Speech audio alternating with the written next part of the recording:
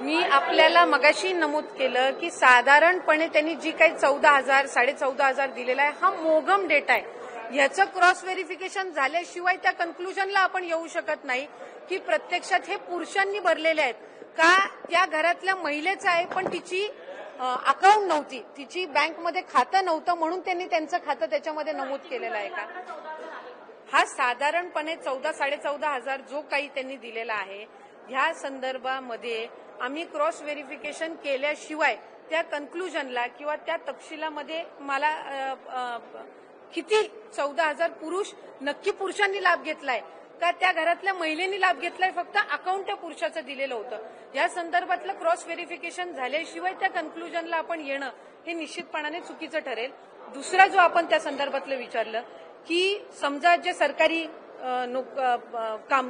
नोकरी करत असतील किंवा कर्मचारी असतील यांनी जर त्या ठिकाणी लाभ घेतला असेल, गेल्या वेळेला सुद्धा जे सरकारी कर्मचारी आहेत ज्यांनी चुकून लाडकी बहीण योजनेचा फॉर्म भरलेला होता किंवा लाडकी बहीण योजनेचा फॉर्म भरल्यानंतर त्यांना सरकारी नोकरी लागलेली होती, अशांचं आपण सरकारी जे चलन असतं त्या माध्यमातून स्टेटची जी ट्रेजरी आहे त्यांनी एक अकाउंट आम्हाला तयार करून दिलेला आहे आणि त्याच्यामध्ये ते जमा करून घेतलेले होते।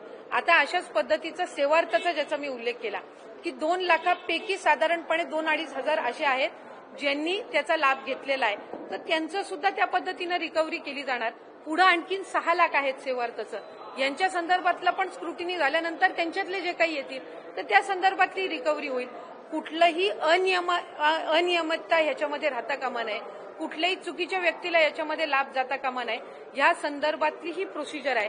आणि मला आवर्जून माध्यमांच्या द्वारे त्या ठिकाणी राज्याच्या 13 कोटी जनतेला सांगायचंय, बहिणींना सुद्धा सांगायचंय की आम्ही याच्यामध्ये कुठलीही कमतरता न राहता कामा आणि प्रत्येक विभागाचा जसा जसा आमच्याकडे डेटा येईल, स्क्रुटिनी ही साधारणपणे रुटीन प्रोसिजर आहे आणि ती होत राहणार आहे। त्या संदर्भामध्ये असं नाहीये की आता ही कंप्लीट 100% प्रोसिजर झाली। जसं मी म्हटलं की आता आम्हाला आयटी विभागाने डेटा दिलाय, थोड्या दिवसांनी आमच्याकडे केंद्राचा इन्कम टॅक्सचा डेटा येईल, त्याच्यानंतर परिवहन विभागाचा काही डेटा येईल, तर जसं जसं त्यांचा डेटा येत राहील, अन्न व नागरी पुरवठाचा रेशन कार्डचा डेटा येईल, जसे प्राप्त होतील त्या संदर्भातली स्क्रुटिनी केली जाणार। आपण हे कन्क्लुजनला येऊन चालणार नाही की 26 लाखाचा डेटा दिलाय म्हणजे 26 लाखाचं चुकीच्या लाभार्थ्यांना पैसे गेलेले आहेत। ह्या 26 लाखाची सुद्धा स्क्रुटिनी करून याच्यातले बरेच असे असतील जे कदाचित आमच्या प्रायमरी स्क्रुटिनीमध्येच गेलेले असतील। हा एक चंक आहे डेटाचा त्यांनी दिलेला आणि त्याच्यामध्ये ह्या 26 लाखामध्ये असेही काही असतील जे पात्र असतील पण काही व्हेरिफिकेशनमध्ये त्यांच्या काही हे झालेलं असेल आणि जे अपात्र असतील त्यांचा लाभ हा थांबवण्यात येईल। 4,800 कोटींचा हा घोटाळा झालेला आहे, याची एसआयटीची चौकशी फॉर्म भरताना त्यावेळेला पडताळणी केली गेलेली का किंवा हे आता पैसे घेतले रिकव्हर करणार का आणि जर चुकीच्या पद्धतीने काही प्रशासनाच्या अधिकाऱ्यांनी चूक केली तर त्यांना शिक्षा होणार का? मी साधारणपणे या गोष्टीच्या संदर्भातला वारंवार उल्लेख केलेला आहे। राज्याचे मुख्यमंत्री देवेंद्र फडणवीस साहेबांनी केलेला आहे, शिंदे साहेबांनी केलेला आहे, अजितदादांनी केलेला आहे की ज्यांनी या योजनेचा चुकीचा लाभ घेतलेला असेल त्यांच्यावर योग्य ती कारवाई करून त्या संदर्भातली रिकव्हरीची भूमिका ही शासनाची आहे। या आधी सुद्धा ज्या वेळेला एका लाभार्थ्यांनी किंवा एका व्यक्तीने 30-30, 35-35 अकाउंट्सची त्या ठिकाणी एक साताऱ्यामध्ये, एका सांगलीमध्ये, सोलापूरमध्ये अशा पद्धतीच्या घटना घडल्या, त्यावेळेला आम्ही त्या अकाउंट त्याच वेळेला सील केलेले आहेत आणि ह्या सप्टेंबर ऑक्टोबर महिन्यामध्ये सुद्धा आम्हाला तशा पद्धतीच्या आढळलेल्या आहेत, काही त्याच्यानंतरच्या कालावधीमध्ये सुद्धा आढळलेल्या आहेत आणि त्या वेळेला आम्ही कारवाई ही केलेली आहे। आपण साधारणपणे एक गोष्ट लक्षात घेतली पाहिजे, माध्यमांनी सुद्धा कुठलाही बाबत कन्क्लुजनवर यायच्या आधी लक्षात घेतली पाहिजे की हा डेटा आहे, हा 26 लाखाचा डेटा त्यांनी आम्हाला दिलेला आहे, हा अजून विभाग म्हणून आम्हाला क्रॉस व्हेरीफाय करणं आहे। हा डेटा त्यांनी दिल्यानंतर याची ग्राउंड लेवलची स्क्रुटिनी करून नक्की त्याच्यामध्ये पात्र किती, अपात्र किती किंवा एखाद्या विभागाकडनं ज्या वेळेला आम्हाला डेटा येत असतो त्यावेळेला कदाचित आता साधारणपणे लाडकी बहीण योजनेची नोंदणी जी आहे, रजिस्ट्रेशन, हे 2,60 लक्ष म्हणजे 2.63 करोड्सपेक्षा जास्ती झालेली होती आणि 2.63 करोड्सपैकी आपण साधारणपणे 2,47,00,000 महिलांना लाभ देतोय, म्हणजे आम्ही 15-20 लाखाचा जो डेटा आहे रजिस्ट्रेशनचा हो ऑलरेडी स्क्रुटिनी केलेला होता। जर स्क्रुटिनी केलीच नसती तर 2,47,00,000 महिलांना लाभ गेला असता। तो 2,63,00,000 महिलांना लाभ गेला असता, 2,47,00,000 पर्यंत आला नसता. त्यामुळे हा जो 26 लाखाचा चंक आहे हा आम्ही त्या ठिकाणी व्हेरीफाय करू. बऱ्याचशा वेळेला माध्यमांनी आणि पत्रकारांनी सुद्धा आम्हाला विचारलेलं आहे, त्यांना त्यांच्या रुटीन याच्यामध्ये जिल्हा स्तरावर किंवा कुठं ते रिपोर्टिंगला जात असताना की चुकीची लोक त्या संदर्भातला लाभ घेत आहेत, चुकीची लोक लाभ घेत आहेत. तर आपण एक भूमिका ठरवली पाहिजे की आपल्याला नियमितता पाहिजे किंवा रेग्युलरायझेशन पाहिजे का इरेग्युलरायझेशन पाहिजे, आणि ते थांबवण्याच्या किंवा ते दुरुस्त करण्याच्या दृष्टिकोनातून जर विभाग किंवा शासन योग्य ती पावलं उचलत असेल तर त्या संदर्भामध्ये कोणाची हरकत नसली पाहिजे. एक वस्तुस्थिती त्या ठिकाणी आहे की लाभ हा लाभार्थ्यांपर्यंत पोहोचलेला आहे. आता चुकीच्या लाभार्थ्यांनी त्या ठिकाणी शासनाची दिशाभूल केलेली असेल तर त्यांच्यावर कडक कारवाई किंवा त्यांच्याकडनं ती रक्कम वसूल करणं या संदर्भामध्ये शासन कटिबद्ध आहे. पण आपल्याला कुठल्याही योजनेमध्ये त्या ठिकाणी चांगल्या पद्धतीने ती राबवायची आहे, लॉंग टर्म ती राबवायची आहे, आणि ती राबवण्याच्या दृष्टिकोनातून विभाग आणि शासन हे कार्यरत आहे. एक बाब आहे की महायुतीच्या सरकारने ही लाडकी बहीणची योजना आणलेली आहे जी आजपर्यंत कुणी आणलेली नव्हती, आणि राज्याचे मुख्यमंत्री फडणवीस साहेब आणि दोन्ही उपमुख्यमंत्री शिंदे साहेब आणि दादा यांच्या नेतृत्वाखाली आम्हाला ही यशस्वीरित्या राबवायची आहे. कुठलीही पात्र आणि गरजू लाभार्थी याच्यापासून वंचित राहता कामा नये या संदर्भातली दक्षता ही विभाग म्हणून आम्ही घेतलेली आहे. सुप्रिया सुळे यांनी थेट आरोप केला की 4,800 कोटी रुपयाचा घोटाळा केला, याची एसआयटी मात्र. मी पुन्हा एकदा आपल्यासमोर नमूद करू इच्छिते की जे काही आकडे त्या ठिकाणी समोर येत आहेत हे माध्यम असतील किंवा जे काही विरोधक असतील यांनी कुठल्याही पद्धतीचं क्रॉस व्हेरिफिकेशन त्या संदर्भातलं केलेलं नाहीये. 26 लाखाचा डेटा जर आयटी डिपार्टमेंटकडून आलेला आहे, आम्हालाही त्या ठिकाणी त्याचं क्रॉस व्हेरिफिकेशन करणं आहे. जसं जानेवारी महिन्यामध्ये कृषी विभागाने नमो शेतकरीचा ज्या वेळेला डेटा आमच्याकडे दिला, आम्ही 1 महिन्याचा कालावधी घेतला तो क्रॉस व्हेरीफाय करायला. ज्या वेळेला 7-7.5 लाखाचा डेटा त्यांनी दिला त्यावेळेला त्यातले 5 लाख खरंच नमो शेतकरीचे लाभार्थी आहेत हे आम्ही जिथपर्यंत स्क्रुटिनी केली नाही तिथपर्यंत त्या कन्क्लुजनला आलेलो नव्हतो. त्याच्यामुळे जो काही हा 26 लाखाचा डेटा आलेला आहे याचं क्रॉस व्हेरिफिकेशन आमची प्रक्रिया ही सुरू आहे. ही अगदी ग्राउंड लेवलपर्यंत होणार आणि त्याच्यातून किती आकडे समोर येत आहेत पात्र अपात्राचे हे आपल्या समोर येतील ना.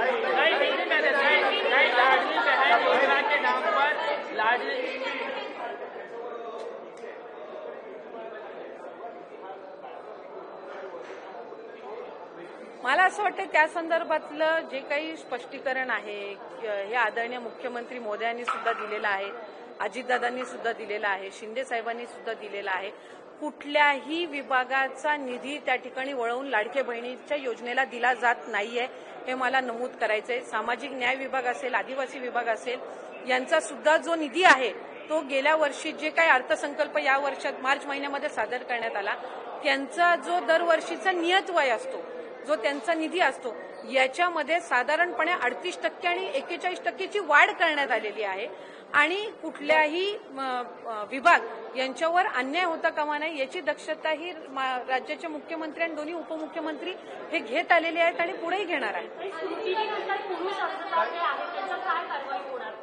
ज्यांनी शासनाची दिशाभूल करून त्या ठिकाणी लाभ घेतला असेल त्यांच्यावर कडक कारवाई केली जाईल. त्यांच्या अकाउंट असतील, त्याची रिकव्हरी असेल, या संदर्भातला योग्य तो निर्णय हा शासन स्तरावर घेतला जाईल. कुपोषित बालकांचा प्रश्न पुन्हा एकदा समोर आलेला आहे. नंदुरबार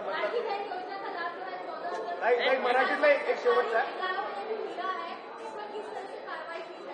मैंने इस बारे में पिछले कई महीनों से हम इस बारे में मीडिया को है, लोगों को है, इस बारे में हम जानकारी दे रहे हैं कि जो सरकारी कर्मचारी है या जिन्होंने गलत तरीके से लाभ लिया होगा उनके बारे में जो उनके अकाउंट्स है या उनके ऊपर जो एक्शन है या रिकवरी है उस बारे में हमारे राज्य के मुख्यमंत्री देवेंद्र जी फडणवीस साहब हो, हमारे दोनों डेप्यूटी सीएम शिंदे साहब हो, अजित दादा हो और हमारी कैबिनेट मंत्रिमंडल हो, वो उस बारे में शासन निर्णय लेगा.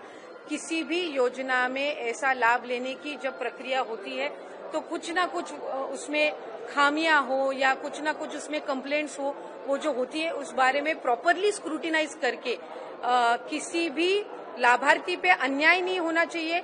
जो उसमें पात्र है उस पे अन्याय नहीं होना चाहिए, लेकिन जिन्होंने गलत तरीके से उसका डिसएडवांटेज लिया हो उनको जो सरकार की तरफ से है जो एक्शन प्रॉपर एक्शन है वो भी ली जाएगी. और जो 14,000 हो या 15,000 हो या उससे कम हो उसके बारे में डिटेल स्क्रूटिनी करने के बाद जो है सरकार उस पर निर्णय लेगी. 14,000 से ज्यादा पुरुषों ने लाभ लिया है, ऐसा समझ में आ रहा है। जो प्राइमरी डेटा है उसके ऊपर क्या कहेंगे? ये पूरा प्राइमरी डेटा है, इसके बारे में डिटेल स्क्रूटिनी डिपार्टमेंट की ओर से की जाएगी और डिपार्टमेंट की ओर से डिटेल स्क्रूटिनी होने के बाद इसके बारे में जो भी, अगर उन्होंने सपोज एक महिला हो, वो पात्र महिला है लेकिन उनका बैंक में अकाउंट नहीं है, इसलिए उन्होंने उनके पति का या बेटे का अकाउंट दिया है या फिर कोई और इसमें मसला है, इस बारे में डिटेल्ड ग्राउंड लेवल स्क्रूटिनी की जाएगी। जो डेटा हमें मिला है ये एक उन्होंने जो सम अप डेटा है वो हमें दिया है, उसमें उन्होंने कुछ बाइफर्केशन करके डेटा दिया नहीं है। ये 26 लाख का डेटा है, उसमें उन्होंने तकरीबन 14,000 या 15,000 ये प्रोबेबिलिटी है और इसमें स्क्रूटिनी करने के बाद हमें पता चलेगा कि इसमें एक्चुअल जो जिन्होंने डिसएडवांटेज लिया हो या जिन्होंने गलत तरीके से लाभ लिया होगा, उसके बारे में जो ग्राउंड लेवल स्क्रूटिनी होगी तब हमें पता चलेगा। अभी उन्होंने एक आंकड़ा दिया है 14,500 या 14,600, उसकी डिटेल जो स्क्रूटिनी है वो हम जल्द से जल्दी पूरे करेंगे।